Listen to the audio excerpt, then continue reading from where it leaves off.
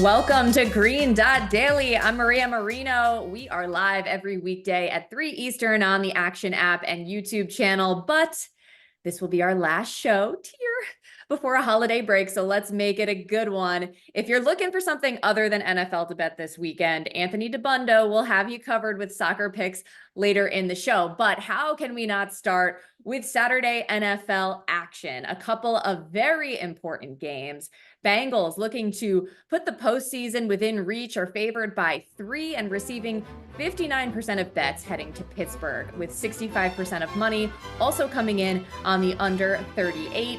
Then a win for Buffalo would be a huge boost for playoff hopes. They're double-digit favorites, but 81% of money is coming in on the Chargers to cover, while 56% of bets are on the over 44. All right, help us get mentally prepared for this weekend, Stuckey, joining us now on Green Dot Daily. So for Saturday, you picked the Chargers plus 14 against the Bills. The line has since moved to 12.5, but share your thought process with us.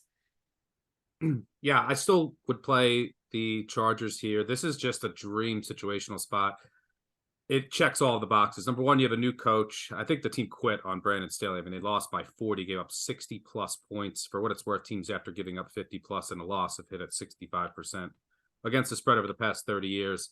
But you have extended rest here, which is more important later in the year. And conversely, the Bills are short week after 3 huge games. They just played the Chiefs, the Cowboys, the Eagles. They're in this mode where they have to win almost every game.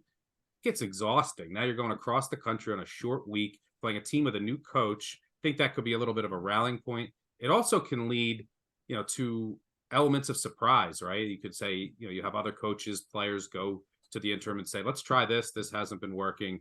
And teams are never as bad or as good as they seem in any one week in the NFL. Everyone now, a month ago, everyone jumped off the Bills. Everyone said, the Bills stink. Josh Allen turns the ball over too much. A month later, now everyone's saying, they're the Super Bowl sleeper. They're going to win it. No one wants to play them. The truth is usually somewhere in between. Just to throw some numbers out there, teams after losing by 35 or more points, generally a good bet in the NFL. 75, 44, and 6 against the spread over the past 20 years. That's 63%. When underdogs, 58, 29, and 5. That's 67%. And when they're catching more than 10 points, 17 and 3 against the spread. Doesn't happen often, but they've covered at an 85% clip. And double-digit home underdogs in the NFL, for what it's worth, 73 and 53 against the spread over the past 20 years. So you have the interim coach bump, which historically a little bit of a bump. You have short versus extended rest. You have a team that's off 3 huge games, selling them high, buying low on a team that just got embarrassed. You should get their best effort. I think this is a bit too many points. I like the Chargers. The Chargers are 0-5 ATS as underdogs this season, but to your point, that was before the coaching change and before all those other factors would come into play, as you expressed. So I like it. I'm sold. It's a big number too. I mean, I just feel like it's not the most comfortable number to be on the Bills side of things. But let's move on to Sunday. What's the game you're looking to bet? Yeah, I like the Falcons here. Anything under a field goal against the Colts. I'm not a believer in this Colts team. They've gone 6-5 over, since October 1st. If you look at who they beat, you would not be impressed. If you look at who they've lost to, they haven't really played any elite teams. They lost everyone they should have, and they've been very fortunate. They're second in the league in takeaways. They're 5-2 in one possession games. They played a bunch of backup quarterbacks. This defense, outside of the defensive line and Kenny Moore in the slot, the defense is really vulnerable, especially on the back end. And that's where I think that the change at quarterback, going from Desmond Ridder, who's just been handing away games. And if you look at the Falcons, they have not been great, but they've gone 1-5 in games decided by 5 points or less over their past 7. They've lost 4 of those in the final seconds. So they've been close. And that's with Desmond Ridder basically just handing the ball to the other team. I mean, just here's the ball. So getting Heineke in there, at least you can remove that element from the game. I think he can attack downfield a little better than Ridder. So I think that there's a bump there.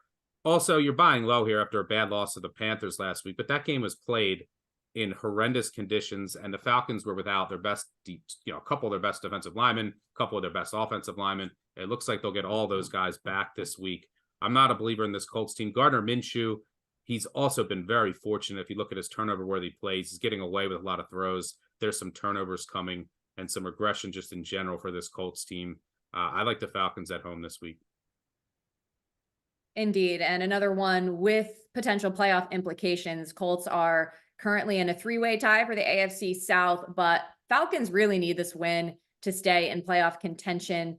They're in that tight race just behind the Bucks and Saints. Now, the game everybody has circled is Ravens 49ers, but before we talk about the actual matchup, you have futures on the Ravens to win the Super Bowl and Lamar Jackson to win MVP. So how are you feeling right about now? I like my price on Lamar Jackson to win MVP, but basically what he needs to do, there's still a path. He needs to win on Monday night, have a really good statistical game, and then he needs to beat the Dolphins on New Year's Eve, and he has to have a really good statistical game. So that's the path. Can he do it? Sure. I think Purdy is the deserved favorite and is probably going to win it. I think as long as San Francisco wins on Monday night, Purdy wins it. So I'm glad I bet it. Jackson's in the running, but it's going to be a tough ask. He's going to basically have to win each of the next 2 weeks, and he can't just, win them with the running backs having, 6 touchdowns or winning them, one of those games 10-7, which I don't see happening. Both games should have points. The good thing is both of these games the next week should have points, right? With the Dolphins and the 49ers, but he's going to have to throw for, 5 or 6 touchdowns, no interceptions, have a good rushing output and win both. Then, it could get down to maybe a coin flip with him versus Purdy. So I'm glad I have the position, but it's definitely an uphill climb. Well, I'm curious if you could elaborate a little bit more on where you stand on the discourse around Brock Purdy, because it sounds like you're expecting him to win MVP, but is that because, you believe in him and what he's bringing to the team, or is it just you think it's, a quarterback award? Yeah, part of it's a quarterback award. 10 straight years it's gone to a quarterback on a team with a bye. Like that's basically what the formula has turned into. The last time that didn't happen was, I believe, 2012. Don't quote me on that, but I think 2012 Adrian Peterson was the last non-quarterback without a bye to win it. So, and obviously, it's turned into a quarterback award, and then the bye, like that means that your team is playing really well, and that means in turn that you probably played really well. Additionally, so yeah, but here's the thing with the Purdy discourse, which frustrates me, is that after and he's played really well of late, but early in the season, I tweeted this multiple times. We don't have to say Brock Purdy's a Hall of Famer or Brock Purdy stinks after every game, right? Like, after the Browns game, people said, he's not good. He's just a system quarterback. Then he would have a really good game, and then people would say, he's the best quarterback in the league. He's the next Tom Brady. I will say that, go back when Tom Brady first started out, when Kurt Warner first started. You don't know. People didn't say right away, and he could turn out to be a historically great quarterback. The truth's usually somewhere in the middle. So I think Purdy is an outstanding quarterback. He can make all of the throws. He has poise in the pocket. He's mobile enough. The things that Jimmy G really couldn't do, he can. And part of it is the system, right? Look at that talent that San Francisco has around him, the play calling. So he does benefit from that. But I think he also has proven, and if you look at many of the advanced metrics, that he's a really good quarterback. So we don't have to always say like he's just a system quarterback. And, that's the kind of the social media age that we live in. People want to just take one stance or the other. He's a system quarterback if he has a bad game on Monday. If he has a great game, then he's the next Tom Brady. Truth's probably somewhere in the middle. I'm a fan of Purdy. I think he's a terrific quarterback, but he certainly also does benefit from the system and Shanahan as well. Right. And there is something to be said for taking a system and executing it to perfection, which he has done a lot of this season. All right, let's get into the game itself. Christmas night, it's going to be a good one. What's the case for the Ravens plus the points? Yeah, I like the Ravens here plus 5.5. John Harbaugh is a dog pretty much with anyone at quarterback, anytime, any place, anywhere. Go back to the playoffs last year again in Cincinnati, who's catching close to 6.5, 7 points with Tyler Huntley as his quarterback. And again, they should have won. I'll always look at Harbaugh, who will always have his team buttoned up, will always have a special teams edge and a great game plan. And I think this is just too many points here. For what it's worth, Harbaugh's 19-4 against the spread as an underdog since 2018. And when I look at this game, Lamar Jackson, you'll hear this a lot leading up to Monday. Lamar Jackson 19-1 against the NFC. Some validity to that stat, because also they play a lot of NFC teams that they're just better than. But there is a certain shock factor early on when these teams who just in general don't see Lamar Jackson a lot, his speed, you have to change your angles. So there's an advantage that the Ravens have early on in games with teams who don't play them a lot, specifically outside of their division. Also, the 49ers run a lot of cover 2 and cover 3, which Lamar Jackson has been shredding in this new offensive scheme under coordinator Todd Monken. So I think that there's a path for the Ravens offense to have success. I also think, Mitchell loss was big, but they can run the ball here against the 49ers defense that's dealing with a number of injuries, specifically up front along that defensive line. Last week with those same injuries, and then they also had a couple depth guys get hurt. They allowed 8 yards per carry to the Cardinals. So I think the Ravens, throw in Lamar Jackson, and the 49ers, this 49ers defense has struggled with mobile quarterbacks. One of the reasons Kyler Murray has given them some issues in the past. I think that there's some path to success. Now the Ravens defense, arguably the best in the league, one of the toughest tests that the 49ers will face this year. They're 6-1 on the road for what it's worth. They've only allowed 14 points per game, which is a league low. They have, there's really no weaknesses across the board from a personnel perspective, but they don't get enough. Defensive coordinator Mike McDonald doesn't get enough credit. His game plans each week, he's very versatile, right? They'll run a lot more man or zone. So I think he might be able to confuse Purdy into a mistake or two. They are not going to shut down the San Francisco offense. I'll tell you that right now. San Francisco's offense is too good, but can they force Purdy into a mistake or two? I think so. But ultimately, I just think it's a couple points too high. I think this will be a fantastic game, live up to the hype. I happily pocketed the 5.5 with the Ravens. If I had to guess what happens, 49ers win by a field goal. Okay, but real quick, I feel like I've heard a lot of the narrative about the 49ers being like a true contender to win the Super Bowl. Do you think this game is going to help inform you just as far as the belief that the Ravens can go ahead and win a Super Bowl this year? No, I mean, I've said all season that there's 7 teams that can realistically win the Super Bowl.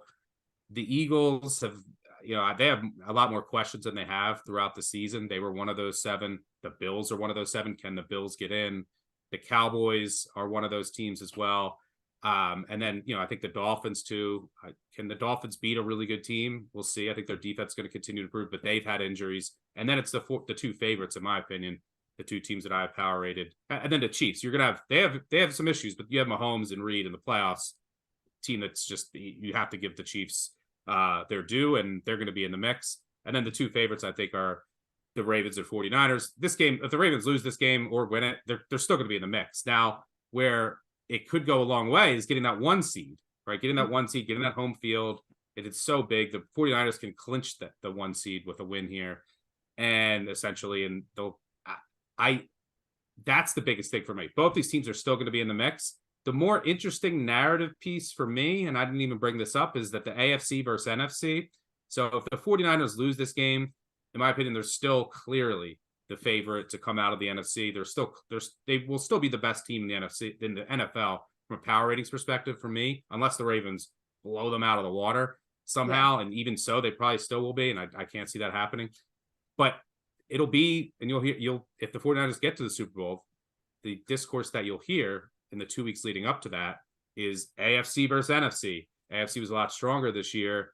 You saw it with the Cowboys against the Bills. And now people will say, oh, the Ravens against the 49ers. The 49ers will be 1-3 against the AFC North. Remember, they lost to PJ Walker and the Browns. They lost to the Bengals at home.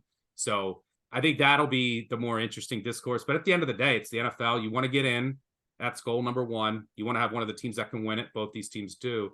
And then now one of the most important things is get that 1 seed. And the Ravens over the next 2 weeks with the 49ers and Dolphins got to get one of these games. And that's where I think the most important factor. Whatever happens to this game, besides injuries, that's the only thing that could really change my tune on either one of these teams. Both these teams will still be the 2 favorites to win the Super Bowl. Well, Stuckey, 14 minutes or so really flew by in a flash. We appreciate you spending so much time with us. We always appreciate your insight. Thanks for coming on, and we'll see you after the holidays. Yep. Happy holidays. Safe travels, everybody.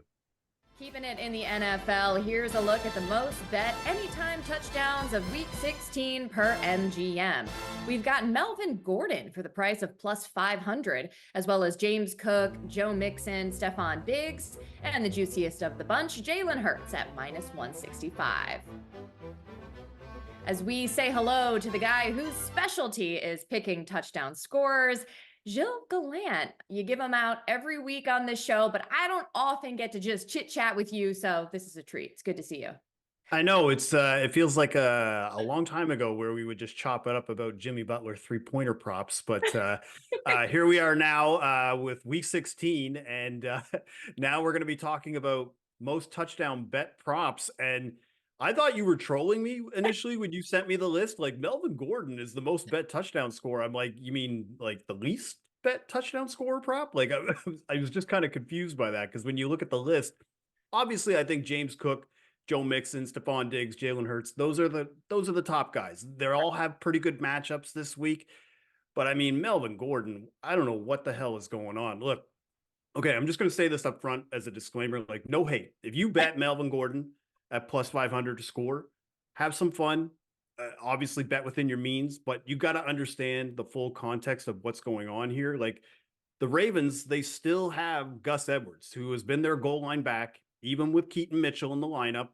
Justice Hill is still playing 35 to 40% of snaps in a given week. He's out there for passing downs, and you still got Lamar Jackson, who could vulture your touchdown bet. So I don't know where it's coming from or where you would get plus 500. Like this should be closer to plus 900. And this is before I haven't even mentioned the fact that the Ravens are on the road, like facing a top 5 defense in the 49ers. They've only allowed like 8 rushing touchdowns this year. Like I would rather bet on Melvin Gordon to have a fumble than score a touchdown in this game. So yeah, like I when you sent me that again, I thought you were tricking me. I thought it was like April 1st or something. Well, I'm really glad that you're adding some context to the situation. I think there's some name recognition still there with Melvin Gordon, coupled with the fact that he was just elevated to the roster with Keaton Mitchell going to IR, but there's still, as you pointed out, a lot more to be wary of within that team and what they're going through, and especially this week. But that being said, we want to know who you are betting to find the end zone. So why don't we start with the Saturday slate? What do you got? Sure. So yeah, 2 games on that slate, but I'm going right to the Bills-Chargers game. And he's been invisible the last couple of games, but to me, this is the Gabe Davis game. I'm going to take his anytime touchdown. I logged it at plus 275 on the action app. I would still play it at plus 260. Why I like Gabe Davis to get back on track, though, Maria, is this Chargers secondary. They've given up 18 touchdowns to wide receivers this year. That's bottom 3 in the NFL. Last week, we just watched them give up 4 passing touchdowns to Aiden O'Connell and the Raiders, who got shut out by the Vikings the week before. So again, very, very bad performance. I know obviously a new coaching staff is coming in, taking over from Brandon Staley, who made it quite clear that he ran the defense. But well, the Chargers, they were playing zone coverage rather at a top 10 rate with Brandon Staley as coach. I'm assuming that will continue, but if that is the case, that's huge for Gabe Davis because Davis usually struggles versus man coverage. He doesn't have any touchdowns on that kind of defense, where he has 3 of his touchdowns this year versus zone coverage. And the offense in general for the Bills, we've seen this, whether it be via James Cook, has just seen an overall uptick since they got rid of Ken Dorsey. So I expect the Bills to exploit this matchup, air it out. They're probably going to catch the Chargers napping as usual with no fans there. So yeah, Gabe Davis anytime touchdown at plus 260 is my favorite touchdown bet for the Saturday slate. Right. And we've seen him do it before when there's a favorable matchup. He's got 6 touchdowns on the season, the last one coming when he caught 6 passes for 105 yards against Philly. That was Thanksgiving weekend. All right. How about the Sunday slate? All right, so this one I'm probably going to get accused of being a homer here because I am a glass half empty Cowboys fan. If I guess I would use that as a reason here, where I'm more of the guy who's pessimistic about their overall prospects. But I do like the idea of them scoring a lot of points this week in Miami, especially because it's the highest total of the week. So I'm going to go with Jake Ferguson for an anytime touchdown around plus 225. He's got 5 touchdowns this year and very consistent volume, 24 targets over the last 3 games and 8 targets in each of those games. 6 of those 24 targets were also in the red zone. And that consistent red zone volume, Maria, is why we like a guy like Jake Ferguson, because he's got 24 red zone targets this year. That's second in the NFL behind CeeDee Lamb, his teammate. And to take it even further, if you go just inside the 10-yard line, not inside the 20, he has 12 targets inside the 10-yard line. That's also second in the NFL. The Dolphins, their defense has improved, but they still rank 26th in DVOA versus the tight end this year, 5 touchdowns allowed to the position. So with this game, especially with the weather, I can't imagine there is going to be some wind in this game, but Ferguson, his ADOT is a little bit lower than, say, somebody like Brandon Cooks or Michael Gallup. So CeeDee Lamb is around minus 120. I'm not going to say not to play that, but when you're looking at both Lamb and Ferguson and seeing that they both pretty much have the same kind of volume in the red zone, but I can get plus 225 instead of minus 125, I'm going to take the emerging tight end, who is Jake Ferguson, who, for my money, is probably a top 5 tight end in the league now. Great point. And as you mentioned, he's been targeted 8 times total in each of the last 3 games with 193 yards and a touchdown in that span. Gilles Gallant, it was so great to see you. Thank you. Thank you, Maria. Have a great holiday. You as well. We've got a special Saturday edition of the Power Hour on Action Network coming your way tomorrow starting at 11 a.m. with Convince Me, followed by the Touchdown Show at 11:30, where you'll see more Gilles Gallant, by the way. You don't want to miss it. To soccer, there's a lot on the line Saturday when Arsenal visits Liverpool in a battle between the number 1 and number 2 teams in the Premier League. Manchester City currently has the best odds to win a title at plus 125, with Liverpool at plus 275, but a Liverpool victory tomorrow could turn them into co-favorites. So with that, we welcome in Anthony Dabbundo.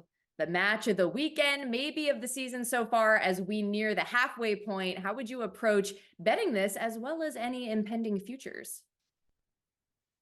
Yeah, so, coming into the season, these 2 teams, Arsenal was power rated a little bit ahead of Liverpool. I would say that both teams have surpassed expectations and kind of closed the gap with Manchester City at the top of the league. And so that makes this title race really interesting. City, being 5 points back of Arsenal, but getting 2 of their best players back in the next week or so. And we've seen City do this just last season and make a run in the second half where they became this unstoppable force that won almost every game and eventually caught Arsenal and won the league. So, Liverpool and Arsenal, this is a huge match for positioning because it is a 3-team race right now in the betting markets. But whoever wins this becomes the de facto, co-favorite with Man City, who we do expect to improve. So overall, I don't think there's enough of the gap between these 2 teams to warrant it being a true pick'em at Liverpool. Now, the market has been back and forth a lot. Liverpool was as high as minus 135 on the draw no bet line. They were as low as minus 115 briefly. I would need that minus 115 on the draw no bet line or pick them to bet Liverpool here at home, or plus 155 on the money line to bet them at home. Otherwise, I'm going to be sitting this one out and kind of watching it as a neutral, but I certainly have a clear lean toward Liverpool. This really all comes down to how Arsenal approaches it, because Arsenal, they want control. They want to have low event, high possession matches where they have these long drawn out possessions. They play through the press. They keep the ball. Liverpool wants it to be as chaotic as possible. And so Arsenal, depending on how aggressive they want to be, will determine how this match kind of goes. And Arsenal's been pretty passive in their 2 biggest matches of the season, when they played Newcastle, when they played Manchester City. Both of those matches ended 1-0. So you could see this be a little bit maybe lower scoring, but then again, they're at Anfield on the road at Liverpool, where Liverpool has been so dominant this year. They've been about a goal and a half better than all of their opponents by expected goal difference this year. That's the best in the Premier League. They have a way of ratcheting up the pressure and really causing chaos. And they're the best transition team in the world, attacking in space. So it's a really fun tactical battle. It's really exciting. The Gunners come into this match in the better form. Gabriel Jesus is healthy, the striker for Arsenal. He's been key in helping the entire attack really improve because they struggled early in the season. The Gunners are the better defensive side. But if you just go by 11 on 11 minutes this season, these 2 teams have basically the exact same expected goal difference per 90 minutes. So again, I don't really see a huge difference between them. Thus, with Liverpool being at home, I do lean toward the Reds in this one, but it should be a fun match. And if I get minus 115, I'll be firing. I know my colleague BJ Cunningham, Arsenal fan, and generally, very black and white when it comes to them. He did bet them, drawn a bet plus 115. So we had a fun discussion on WonderGo about that, but I do lean toward the Reds. I can just picture you tomorrow at 12:30 p.m. Eastern, sitting there, content to sit and watch on your couch. But before that match, we also have Tottenham versus Everton at 10 a.m. Eastern. What do you make of that one? Yeah, so Spurs are my team, but I'm going against them here, and I like Everton plus a half, plus 110. Spurs' clear weakness this season has been their transition defense. When they lose possession of the ball, they love to have it. They've had a lot more possession this year. They've been really good at turning teams over, keeping the ball. When they lose the ball, they do struggle. They are 16th in a metric, final third entries to box conversion. So when a team gets the ball in their final third, how good are they at then getting it to the goal? Spurs have been pretty weak defensively there, and that's where Everton has really made their hay this year. Everton is very direct. They're not going to keep the ball and try to play through Tottenham. They're just going to kick it long over Spurs and hit them on the break, and that's where Everton's been at their best. Everton's also the most improved team in the league year over year. They took a 10-point deduction because of some financial issues they had, and the league penalized them for basically cooking the books. Since then, they've won 4 of their last 5 matches, and they've been playing at a top 6-7 level in the league. They have this season the 3rd best expected goals allowed, top 3 in big scoring chances conceded, 2nd lowest expected goals per shot. So they're not giving up high quality chances. Their defense has really improved. Their attack continues to be right around league average. I don't really see a difference between these two teams right now. If you just went on this season's data alone, Everton has the better numbers. So I like Everton plus a half, at plus 110. I think they're live to pull off an upset here. Give me the Toffees at Tottenham. Should be a fun one.